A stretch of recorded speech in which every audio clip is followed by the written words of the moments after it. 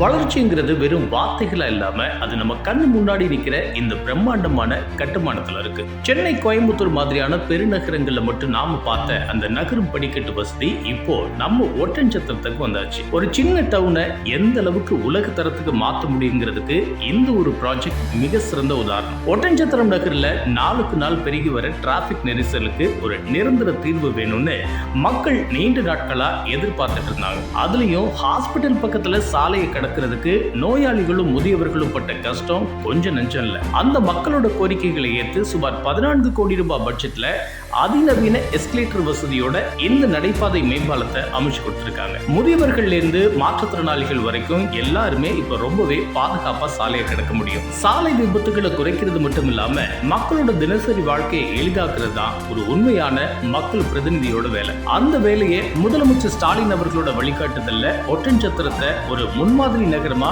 ரொம்பவே நேர்த்தியா செஞ்சு முடிச்சிருக்கிறாரு அமைச்சர் ஆர்.எஸ். சக்கரபாணி அவர்கள். நவீன தமிழ்நாட்டோட விடியலாய் மக்கள் சேவையில ஒரு மகத்தான அடையாளமா விளங்குற இவரோட இந்த முயற்சி பற்றி உங்களோட கருத்துக்களை மறக்காம கமெண்ட்ல சொல்லுங்க.